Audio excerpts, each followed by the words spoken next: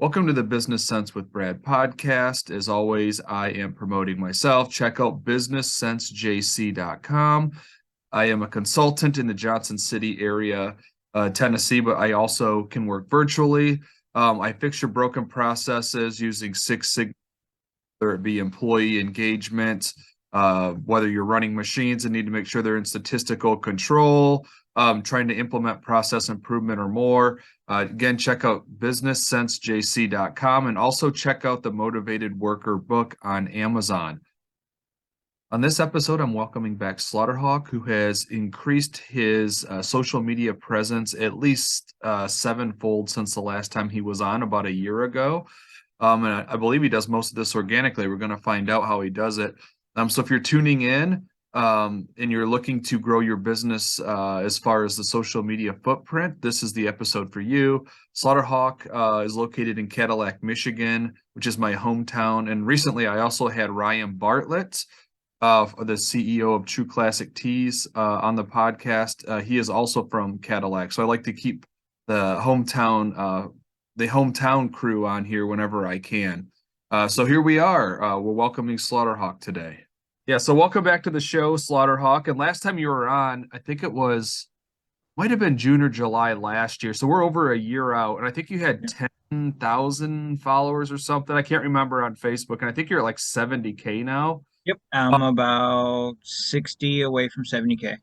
Wow, that's amazing. And so I kind of wanted to talk, there's lots to get into. I want to talk about your business model and all of that. But like, first hmm of all, on the advertising side, have you done anything different since then? Or are you still pretty much organically growing? Do you pay for any ads? How do you do it?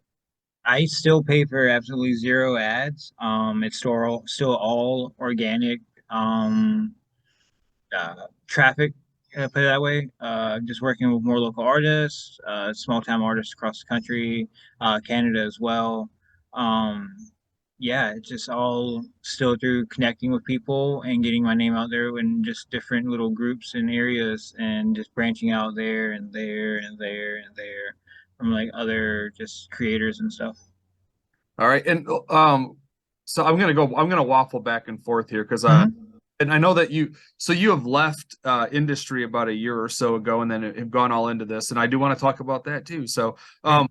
generally speaking, your business, when I talked to you last time, I don't know if you were primarily photography versus hat beating, but not now I see mostly hat beating. And I even think I saw Geno Smith wearing one from the Seattle Seahawks. So Yeah. it's amazing. Where has it gone, like, in the last year, like, because you got all this talent artistically, but there's no way that you can do all of these things. You can't be everything to everybody. So, I mean, first of all, tell us how the business has evolved, and then how are you handling all of the different things that you can do?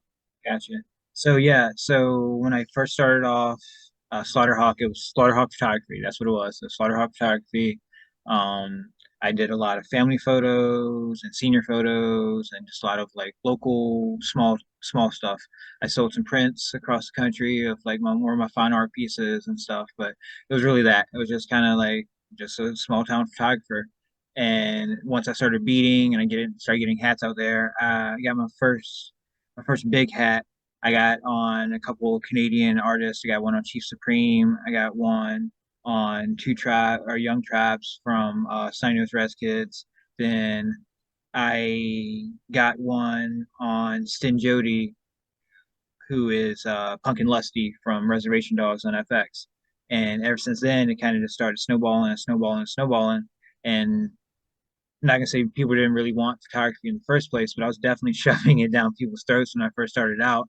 So that kind of tapered off, and the hats really became the main focus, and more of my fine art pieces and my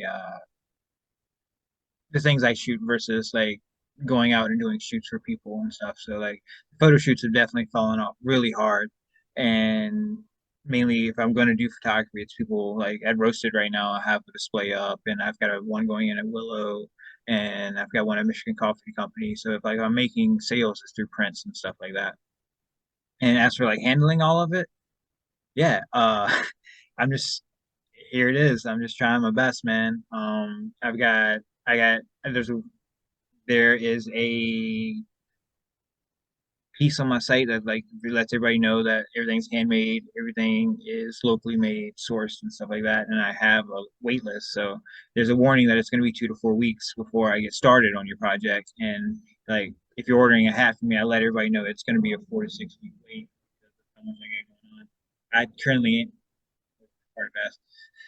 I currently am the only beater right now. I've talked about building a collective of beaters that I trust and I work closely with to lobby to lob jobs off of and stuff where we can all work together, create a pool of just how can I put it, trying to make a Fiverr or like a Facebook marketplace for bead workers that I trust and work tight with so we can pass along jobs and stuff like that and not necessarily work under the Slaughterhawk name, but you're still getting work done that from people that I trust and stuff like that. So Well, yeah, and I think, and again, I'm not very well studied on this area, but I think like the authenticity side of it, obviously, like it's cultural, partly, obviously, or mostly, right? It's indigenous, and yeah. So is that right? Indigenous? Is that the way to say? Because I don't know what the correct term yeah, is today. I mean native, indigenous, everybody has different preferences. I never try to gatekeep on anybody or tell anybody like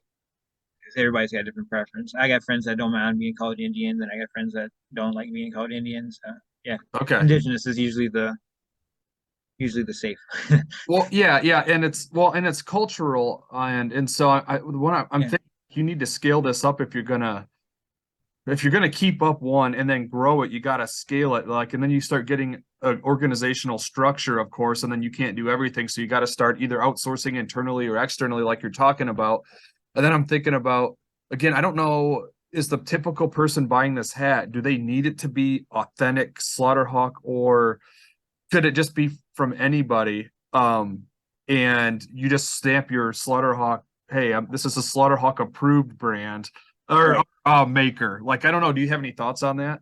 right. So my thoughts moving forward is that when it comes to my beadwork itself, everybody I've talked to, like I'll do the Macy's model where like if I can't do it for you, here's such and such. They can do a great job at it, and if you want it done now, I approve. Go through Beat It Warrior, go through Julie James. Like here's the people that I have a list of people that I'll give out to.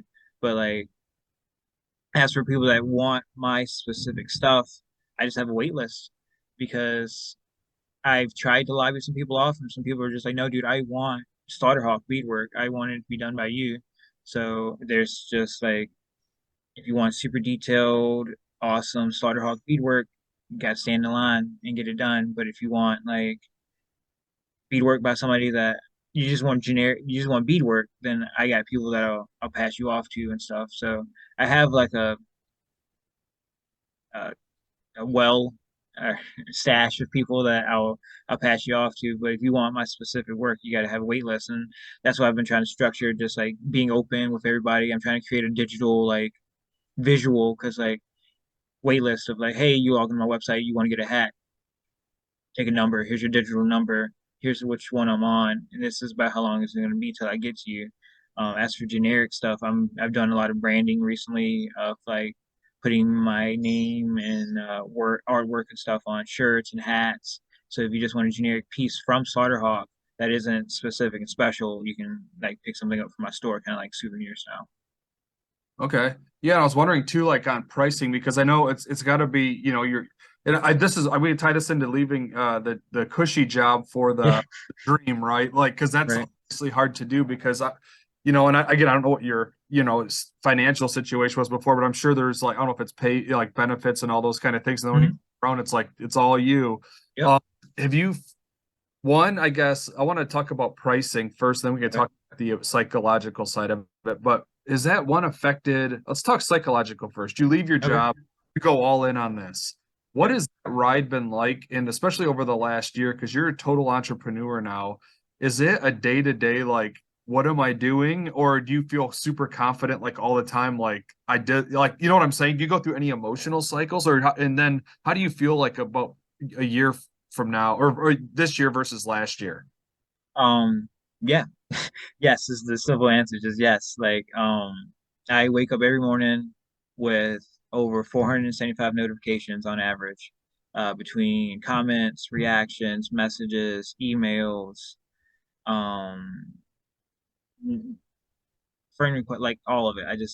There's a wall that I hit as soon as I wake up in the morning, and I just got to turn it on. And there's been like a gradual, like, this is what I'm doing today. This is like this. I've gotten a flow going of how I do it. I go through my messages, I go through my notifications.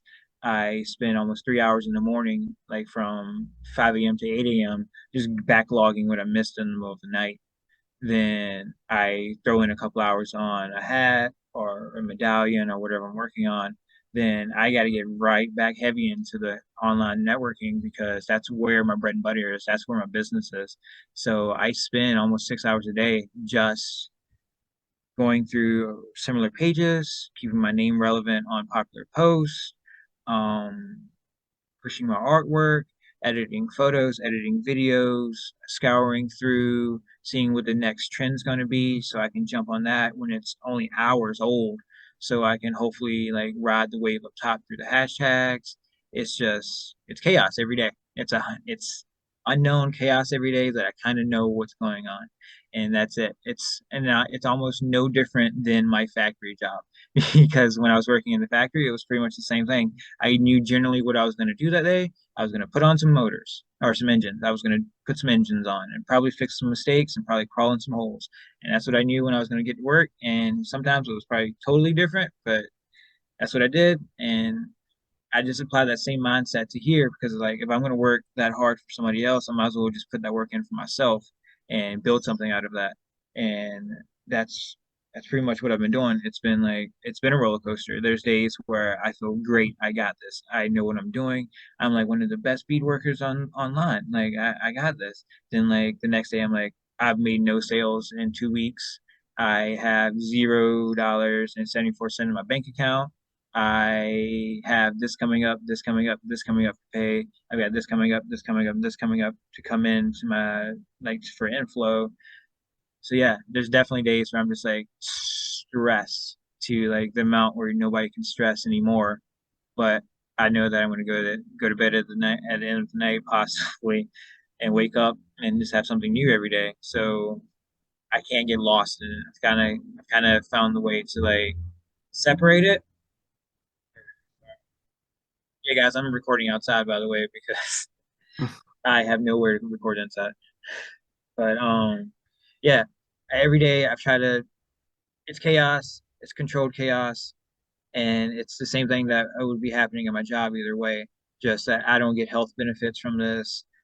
I don't have a guaranteed paycheck at the end of the day, and that honestly, I grew up in a hustle culture. I grew up in hustle culture because my parents weren't go-getters. They weren't people that really wanted things.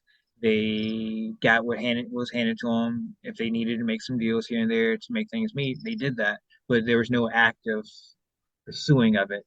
So I, at a young age, started doing that. I started using that hook hanging in front of my face as motivation. So for me, knowing that I'm not going to get paid unless I work I love that personally. Not everybody can work like that because it's very stressful. It's very emotional. It takes a lot of emotional toll on you. But that unknown fruit or unknown dollar sign hanging in front of my face definitely gets me going every morning. Definitely is like I can make $30,000 today. I have no idea, but I got to apply myself to make it happen. That's So yeah, amazing. that was a lot to say. No, no, that's great. And I think it's good to hear that because like I think on social media especially, like it's tough to like and I think you keep it real on there, which I think people really like because I know there's like, when you're like trying to have this presence, you get it's Hmm. a character like, Oh yeah, yeah. this is my Um, brand and this is who I am and if you want to buy into this brand, you're buying into, like something, like that's totally out there, but you're like this is who I am, like let's right. So at a young age, this quote has stuck with me. Almost 17 years now. But somebody told me when I was like a young teenager, sometimes you spend so much time being a title, you forget who you are outside of it. And I never want to become the title. I never want to be Slaughterhawk Unlimited. I just want to be Slaughterhawk who makes hats and does everything else. And that's like you said, I try to keep it really open and transparent online with my supporters and stuff like that. Because like there's days I don't want to work, and it's because I've had a bad mental health day. So I just, hey guys, I'm not working today. I'm having a bad mental health day. Sorry if your orders are backed up. Sorry if you were waiting on this. It's gonna take a couple of extra days, but like I'm burnt out. Stayed up 3 a.m. last night. I do this, I do that. Like, but being the business owner, being the guy that owns that, I have the freedom to share that and to be open like that. And to me, being that open builds the repertoire, builds the communication with potential customers and stuff like that. To know that he's not just the CEO of the company, or the owner of the company or whatever. He's not just stamping his name on stuff. He's there getting it done, making sure it gets done. And I build a lot of supporters that way because they might not like beat hats, they might not like photography, but they see this guy waking up every day with nothing else to do but to do it, and they appreciate and respect that. Yeah, no, yeah, so I like that. I really like that. One of the reasons I follow your page, I'm like, hey, he's keeping it real today. So, and I love his hat. So maybe Yeah, no, I made a make me a post this Lions morning. hat someday. I'll wait Yeah, 4 years for it. like yeah, right before I got on with you this morning, I made a post about how it's been a little over a year since I left the factory, and posted a picture of me standing beside an engine, and just talked about how honest how this has been a terrifying ride for me this entire time. Because I don't want Yeah. anybody to be like, because there's so many people that hop on Instagram, see hustle culture, and be like, if I wake up at 5 a.m. and eat 3 eggs and blah blah blah, I can do it. Like, yeah, very not, man. But like, if if you figure out how to do it yourself, then you got it. Like, you can do it. Just know there's gonna be bad days too. Well, yeah, and so let's go into the pricing of hats now because Hmm. has to be your challenge because it's like Right. you want to price it at a point that you got to pay your bills, but then of Right. course the customer might have a wall, and then Right. the trick would be, and again I'm just thinking out loud here, but like if certain customers will pay more margin wise, and then you want to go after them maybe to pay the bills, but then also you have maybe some that won't. So do you struggle on pricing or be like maybe this hat is going after someone that'll maybe drop a lot more coin on it, or are you like we gotta because again it's hard to scale beating hats because it's just you and your I mean it's got to be brutal too physically on you after a while. Oh So yeah, I got like slices all in my hands right now from beating yeah, that stuff. yeah, Because and yeah, I'm just trying to think, like again, how have you gone about the pricing of it, and do you struggle with that? Because I mean, again, I'm sure people are, could I get a discount because I know you. I'm trying to yeah. pay the bills, and so I don't know. What are your thoughts on that? Um, I don't have the formula on hand. I can send it to you once I find it. But I'm in a beating group, and one of the first things that I did before I left for wins is I made a post with my hats. Somebody asked me about selling them. I said I had no idea how to price them, and they provided me with a formula basically of like how to like factoring in your materials, your time, and your cost, shipping, all that. It's just a large formula of trying to figure out your own hourly wage so you can make the money back. And I kind of try to go by that as a rough estimate. Like if I'm like, hey, I'm putting $20 in the material, or including the hat. If I'm putting $60 in materials into this hat, I'm spending 12 hours on it, and I used this level of pattern. It should roughly be this amount of money. And that gives me room to play with because I'm like, all right, cool. This is a $250 hat, but I knocked it out in 6 hours, which is nothing to me. Like that's a fast hat. I could let this go for 150, get people talking, get the hype around it, and knock next one out for 250, and not feel bad about it because I never make the same hat twice. I never do the same designs twice. I never do the same. Like if you get a Slaughterhawk hat, it's a one-off, one-on-one. Like nobody's ever gonna have the same hat as you. So if I make the so like put it like this, I made this Pikachu hat. Is it gonna come into focus? Sure. So I There made we this go. Pikachu. Yep, I made this Pikachu hat the other day. I got the hat itself on sale for $20. I put oh no, I got it on sale for 12.99.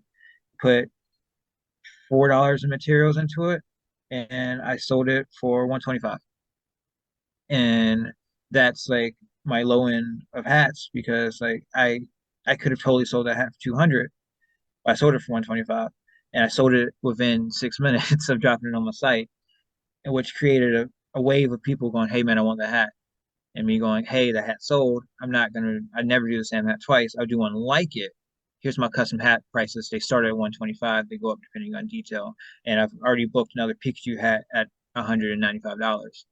So yeah, Wait, and just hearing that, I'm like, oh wait, this would be a perfect time if you had somebody help and say, okay, we'll get you close to that, but I'm off. It's going to have my stamp on it, but someone else is doing it. Do you think that would sell? Because that if I, someone really wants that hat, they might just say, I'll do that. yeah. So that's the weird 50-50. I almost have a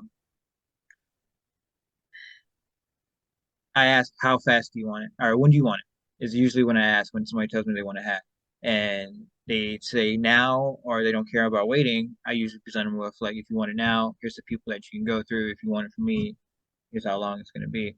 Because there's been like a 75% I want your hat, 25% I just want to beat it hat, and so I keep that like I said I keep those people in my repertoire, and I wouldn't say I get, but like they show me some love. They give me like a little kickback for a finder's fee for getting them work and stuff like that.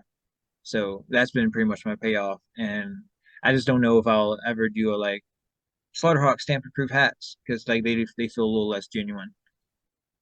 Yeah, I like that finder's fee idea though, because then if somebody really wants it and you're like, I only do one, then you outsource it, you get a kickback on it, and then it's a Mhm. win. So yeah, that's interesting. Yeah, like I said, I'm trying to build a like in like a Fiverr slash eBay for beaters where like you can display and sell your work, but you can also be there to get hooked like booked for jobs and stuff.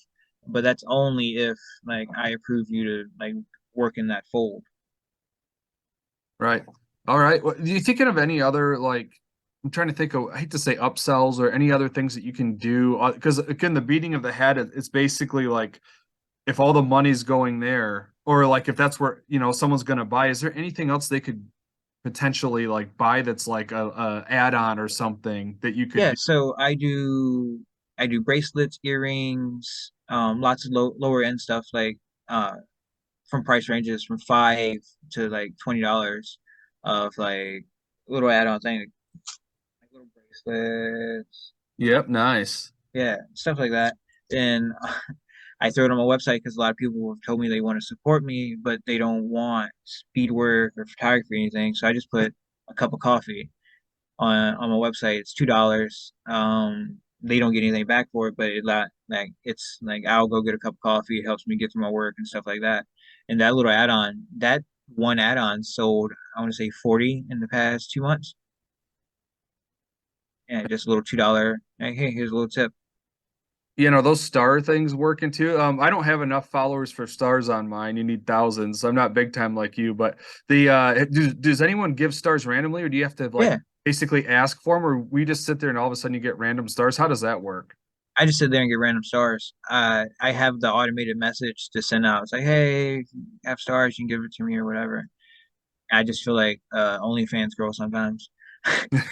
No, but it's set up so I ran. I have it set up to receive stars. I never really asked for stars, but when I'm doing labs and stuff, I people send me stars and I appreciate it. I've I've been told that a lot of my stars come from people that play mobile games and they get kickbacks for like Google Bucks or whatever, and they use those Google Bucks on Facebook for stars. And I say, I appreciate it, thanks. Oh, that's interesting. Yeah. Let's go back into the social media side now, unless you Mhm. talk more about the product, or we can come back to that. But I think as far as like growing your audience, because I know people are dying to do that. Obviously it's the product obviously is amazing, so that's gonna be a part of it. But then of course there's like the connecting, and so organically you've mentioned like getting in different groups and things. Like where's the biggest bang for your buck? Like if you had to weight like most important thing you do to grow audience, and then kind of take a step back into like the least important, what would you say you're doing? Most important thing is, especially if you're going to be building a business on Facebook, you join groups. Join whatever group that lets you join as a Facebook page and post as your Facebook page in those groups. Because a lot of my early followings or early supporters and my even now supporters comes from me posting in my beating groups, me posting in like meme groups and stuff like that, making memes about like beating and stuff, uh, posting as my page because Facebook allows you to invite the people to react that reacted to your post to follow your page. So like I posted a hat to my beating group, I got a 1,300 like or 1,300 reactions on it. I spent the 10 minutes scrolling and invited all those people to like my page. And out of all those people, maybe 200 and something came through to like my page. But still, I did that over and over and over again. And I had thousands of followers or thousands of supporters in almost no time. And they were interacting with me because they liked my stuff. They saw me before. I wasn't just sending out these blind advertisements they scrolled past through on Facebook. And I definitely didn't have that little sponsored icon underneath it to make them feel like they were getting tricked into looking at it.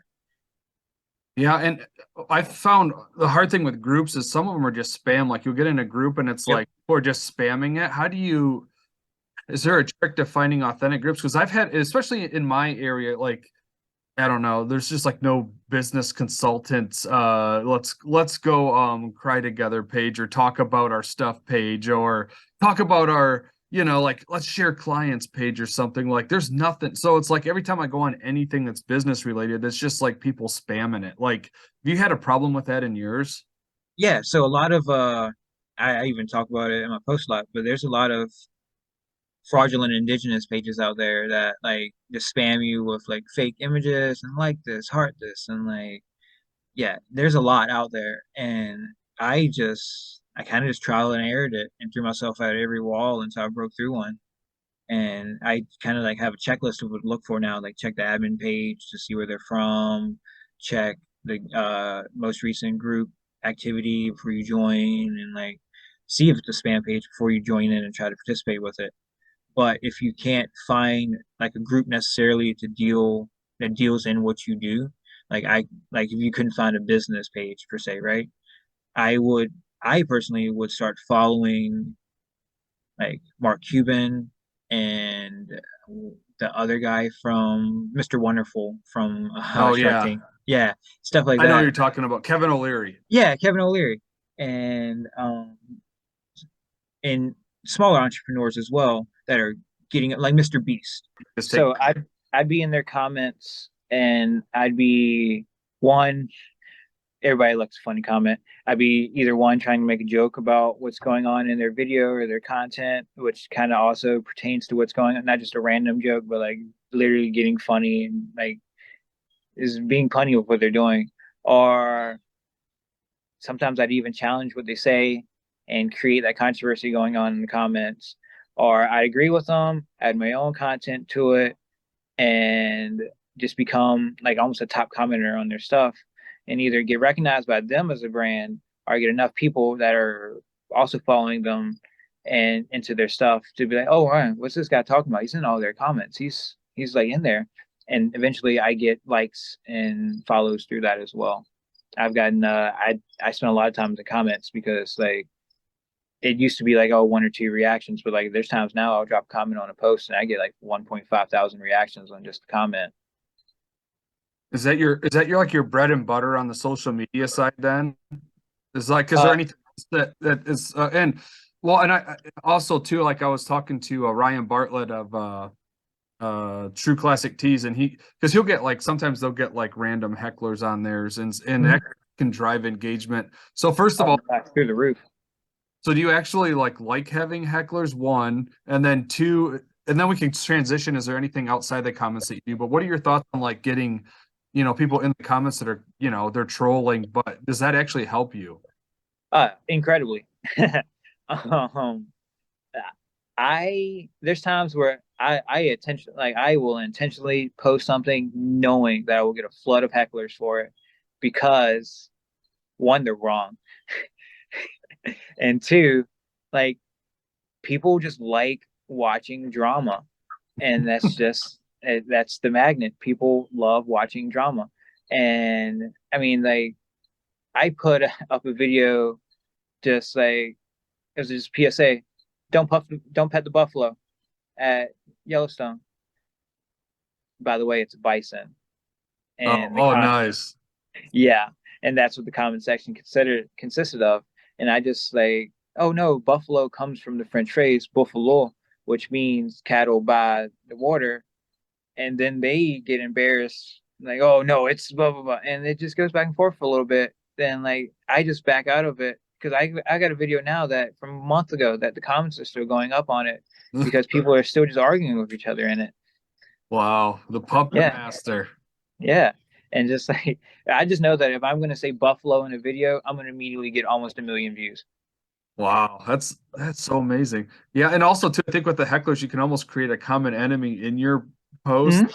like, and then people want to support you more because they're like, Oh, "How dare you heckle him? He's awesome." oh, hate watchers are such a thing, and it's great. There's a time, like, eventually I do have to block people because, like, once you get to a certain point where you're being just atrocious and just gross in the comments, you got to go. But, like, there are people that were, like to banter with me, and it's crazy. I'll post something, and they're like, actually, that's a blah, blah, blah, blah, blah, blah, blah. I'm like, hey, welcome back. Missed you. Glad you followed. So that's yeah, and I like it because I know a lot of the times you don't want to get someone to give a mad face at your or a sad face or like or to rip on you or whatever. So I know like people can tiptoe around what they post, but it's like you almost want to I hate to say encourage it, but like and Right. So, maybe you got and to time it too because you don't want every post to be like, uh-oh, it's every uh-huh. there's a drama like yeah, I don't know. Right. So I might be one of the few creators to say this, but like that's why I appreciate the platform that Meta has for Facebook is that my posts, my photos, my reels, and my videos are almost three completely different audiences that do not mingle with each other. I can post my beadwork and my photography on my page, like no normal post all day long, and never have a heckler, or I'll get one or two, and it gets shut down real fast. But like then versus my reels where like I'll post my beating stuff and stuff like that, and I know that's who's gonna come, but I'll post like a Buffalo video and they swarm it. And like I don't know if it's because the algorithm knows they hate watch things and knows they like to disagree with things. So therefore they got a video of false, like he called it a buffalo, it's not a buffalo. I wouldn't want to correct that. I don't know if Facebook is feeding these people my posts because it makes them angry, but I appreciate that. I would imagine yes. Right.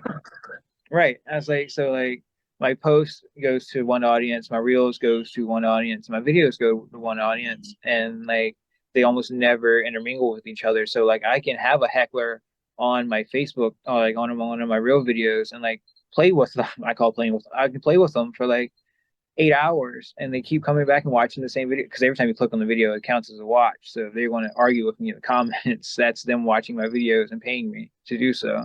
So at the end of it, always like, hey, thanks for the payment, I'm glad you argued with me, hopefully you didn't cost too much today. And they'll never interact with my regular page because when you click on my name and my reels, it just shows my other reels videos. It doesn't show my regular posts and stuff like that. So not saying that it's safe because like you can still go in and get to my page and stuff like that, but like I'm not as worried about the hecklers transferring from my reels to my post. And I'm 100% love that they're there because they are, I always say you earn your top commenter badge in no time. You earn your top fan badge in no time because they are my bread and butter sometimes on some of my videos, and it's awesome. And they don't realize it. But now I think because Facebook feels like the dinosaur, but like in the room, if you Mhm. will, compared to TikTok or whatever. But I think Facebook still, I mean, is that where you get most of your, I don't know, sales and interaction? Or I mean, I know you're on TikTok and others. Like, where are you? I don't know, where's the role of Facebook compared to the others now? I'm officially only on Facebook. Um, TikTok, I did TikTok for a couple months. It was hit and miss. Like I had some videos that were getting a couple thousand, some videos that were getting like 12. And the hecklers on TikTok, they're there. They're gonna go to all your videos. They're gonna try to shut your page down, blah blah blah blah blah. So like I kind of got TikTok got toxic too fast for me, and I took a break from it and just never went back. So yeah, just I'm working on Facebook right now, and I guess being able to focus 100% on Facebook is why I've gotten such a great support system going on there. Have you ever thought about outsourcing that part of it? Because I think, or at least parts of that, because you could hire someone pretty cheap to just be in the comments, and then you could go do your lead work or whatever. But I mean, you could because I mean, social media advertising or like, like I don't know if they're gig jobs, but think you could gig it out. Have you ever thought about having someone just get like doing that side where you just focus on the grind of the I work? have definitely thought about hiring somebody just to argue with the hecklers in my comments, but once again, it just feels like one of those things that wouldn't feel like genuine Slaughterhawk banter. Yeah. Yeah. I It was doesn't just have that I just find that flex. interesting because it's like, I mean, you're driving so much engagement online, but then it's I don't know, it's just so time consuming where you can't actually make the product. It's like Oh, it's the trade-off. It's tough. yeah, and like if people don't know this now too, so I'm also a stay-home dad. So like my daughter is with me the entire time that I'm doing this. She's at a farm, she's at a day camp right now, like 1 day a week. So that's why I can do this interview. But like other than that, it's she's here. She's like right here while I'm beating, while I'm doing social media and all that, snacks and lunches, and you know how it goes. Wow. Let her Yeah. loose in there. Yeah, right. No, so yeah, it's like on that aspect on top of it too. It's like I definitely feel like I want to start hiring people. I want to start building like not trying to be funny, but I want to be a Mr. Beast. Like I want to get that going on. But I kind of don't I'm at the point where I don't know where to start for the best value for my money. Because if I can do all these things myself, hiring somebody else on to relieve it, but not having the same brand or not having the same niche with it or the same passion about it that I do, kind of feels like I might be wasting my money because here I am doing it all myself anyway. Right. Yeah, that's tough because yeah, if you hire someone, you want them to do kind of that, not the authentic stuff, the backroom if stuff. Right. Like again, if it's yeah, social. I'm just trying to think about how you could, because again, if you're going to scale it, at some point you're going to either need to kick out either more hats or your business will like form kind of like a divisional. Like you'll have the hats, the photography, and like, Yep. but then of course you just can't do it all. So Right. I mean, and since we've done our interview last time, I've officially rebranded from Slaughterhawk Photography to Slaughterhawk Unlimited because I've taken on so much more stuff than just photography. And I really do want to be able to build a creative team where I can have somebody where I can call up and be like, all right, I need this video, and this video done. You need to go ahead and design that up for me, get the scripts ready, let me know what my part is to record, and you finish it off and get it posted online. Because another creator I follow mainly on YouTube is Matthew Patrick from Film Theory, Game Theory, and Food Theory, and he just started Style Theory. But like those are his three main channels, and like he's doing amazing. And like it started with just him, a camera, and some low budget software, and he's built this brand into like they just pick random things on the internet to make theories about, and they get millions of views in a week. And like that's what I'm slowly trying to work my way to. I'm just trying to find other creators to do it with. well, that would make sense. So then your hat could be kind of, the hat beating photographer, whatever, could be something you do, but the social media pays the bills. Yeah, I mean that's honestly what, and not even gonna lie to you, that's kind of where it is now. Almost is that I get paid more through my social media uh, uh, footprint, I guess is the best way to put it, than I do for my beadwork some months. Like there's some months where I sell almost zero beadwork, but my brand online pays my bills. Oh, that's amazing. Yeah. And that's just me pushing out videos, getting views because the reels pay bonus, and the performance bonus, and the in-stream ads. I guess my three bread and butters is performance bonus, reels play, and in-stream ads. And that's where I I'm, get wa- paid mostly. I'm just wondering too if YouTube's another stream for you because again on the podcast I started basically how the podcast works is I dump it on Spotify, which they'll do a video one or audio, and then basically goes out to the other main one. So it goes to like Apple and all of that, but those are only audio. But then so the listens trying to get new listeners, there's like pulling teeth because you can't, I mean, you can interact kind of, but not really. I mean, they basically listen or they don't. But YouTube one, if I want to actually promote it, it's super cheap to promote the video to get kind of the traction going. And I pick up a ton of random views, especially with shorts. YouTube shorts will just, if you have the right word in there, you'll get thousands. And so YouTube by far has been a better platform than actually the Spotify has been. Other than I want to be on Spotify, but YouTube's far better for me. So I didn't know if that's an avenue that you've thought of or not. Oh, I definitely want to be able to. I Well, you keep telling mentioned everybody, Mr. Beast, so obviously you're yeah, thinking YouTube, but I meant for like yeah, where you're at right now. no, yeah, most definitely, because like I I honestly just I wanted to be a director and create videos and do that. All of this has just been like some sad stuff that I was good at in the process. So like I definitely want to be able to convert over to YouTube and make fuller videos and how-to videos for beadwork and stuff because having that template for people to go to, that's great. Like people look up how-to videos on YouTube all the time. Like that's one of the bread and butters of YouTube is how-to videos.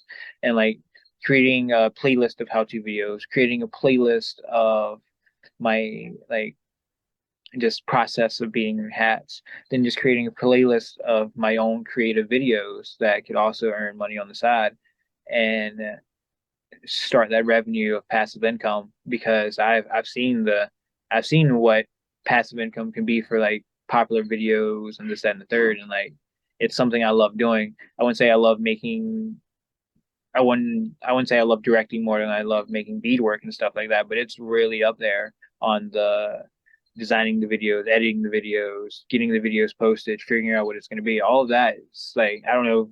I think you can tell because how popular some of my videos get, but like I love that. And so YouTube, I wanted to be a YouTube star when I was like 12 and YouTube first came out, and or yeah, when YouTube first came out and people were like just posting videos, people biting people's fingers and like yeah, yeah, I want to move to YouTube. I want to be the YouTube guy eventually.